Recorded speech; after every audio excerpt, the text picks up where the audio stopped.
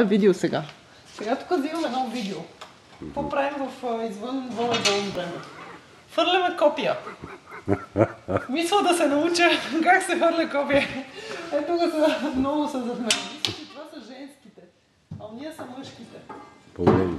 Тия мъжките ли са? Предполагам. Дали мога метна на някъде? Не можеш да не меса.